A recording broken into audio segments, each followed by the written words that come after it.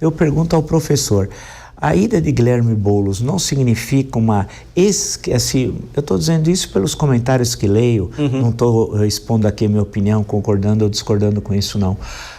Não é um processo de esquerdização do governo Lula, fazendo com que ele, em termos eleitorais, perca apoio de setores centristas ou até mais à direita, como, por exemplo, alguns do União Brasil, que insistiram, até se for o caso, ser expulso do partido, mas não largarem os ministérios? Bom, Vila, boa noite. Paula, boa noite. Professor Vila, um prazer estar aqui novamente. Paula, prazer conhecê-la. Sim, Vila, tem essa discussão. Aqui eu quero fazer uma pergunta para vocês hoje, porque eu estou na frente aqui de dois historiadores, né?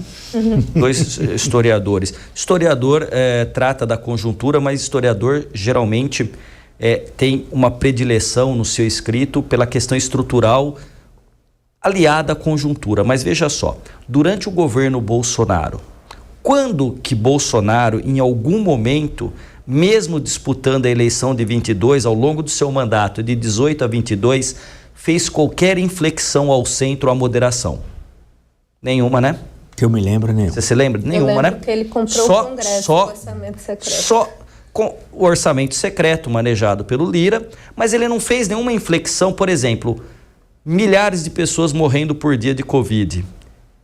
Uma luta do governador, então governador de São Paulo, Dória, e aí não é uma questão de que partido ele é, a questão é de vacina, é de vida, é de ser humano. Ele radicalizou o discurso, teoria da conspiração, fake news, que até hoje ronda a mentalidade dos brasileiros e das brasileiras. Pois bem, e ele chegou, e a gente falava aqui nos bastidores, né, que vocês se encontraram, né, no primeiro turno, né, no primeiro turno vocês se encontraram, né, na TV e foi apertado. E o segundo turno também foi muito apertado. Bolsonaro não fez nenhuma inflexão para ganhar qualquer tipo de voto dos moderados. Mas então você está dizendo que o Lula, ao levar o Boulos, não está fazendo a mesma coisa? Não estou dizendo isso. Mas eu estou dizendo o seguinte, em um determinado momento, muitas críticas ao PT foram pelo fato do PT começar a perder segmentos do eleitorado que historicamente sempre foram do PT.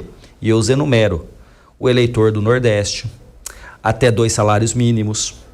Porque tem segmentos que o Lula não tem a força que tinha o Bolsonaro ou o bolsonarismo, acima de 5 salários mínimos, entre os evangélicos, por exemplo.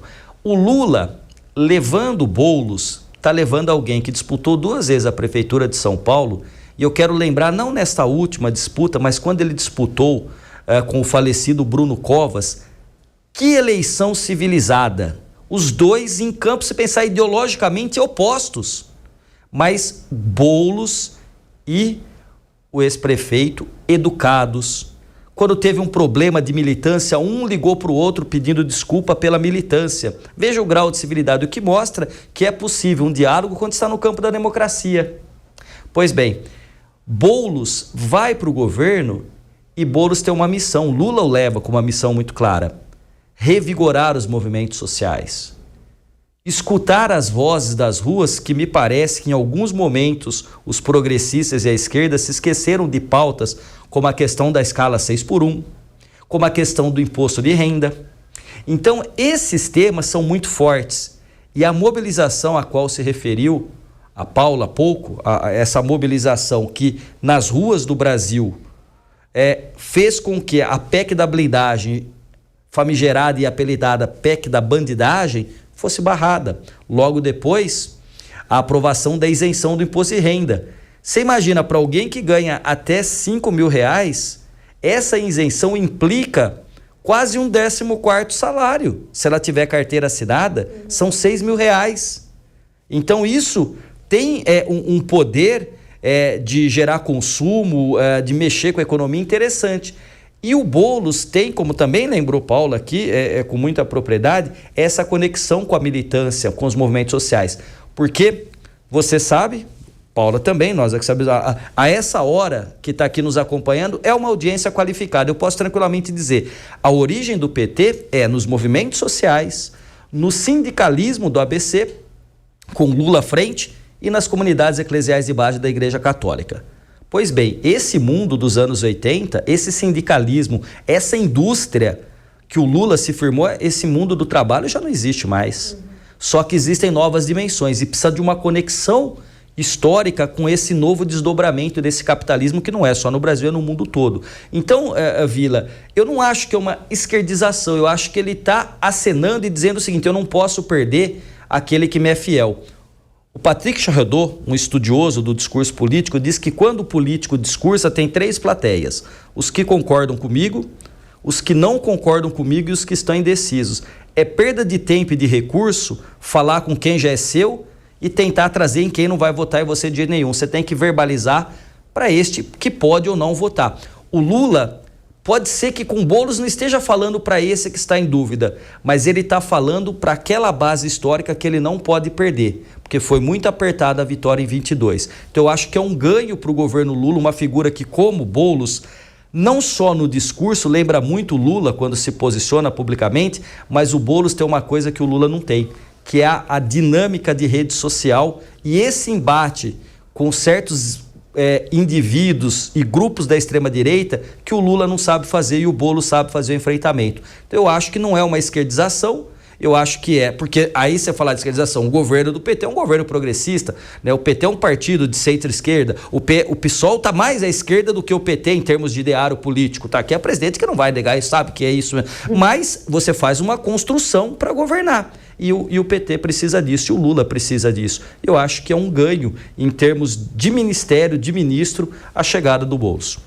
Só lembrar quem nos acompanha, quando o professor Rodrigo Prando lembra da eleição presidencial de 2022, que o segundo turno foi muito apertado, em termos percentuais foi 50,9 versus 49,1. Portanto, foi uma eleição muito disputada. Só a partir das 8 horas, 8h30 da noite, eu lembro que eu estava acompanhando a par e passo a eleição. Foi aqui no momento que fica claro que não era mais possível a reeleição do presidente Jair Bolsonaro, numa conjuntura, portanto, uma eleição extremamente disputada, a mais disputada desde 1989. Né? Se nós pegarmos a série 1989, 94, 98, 2002, até chegar a 2022.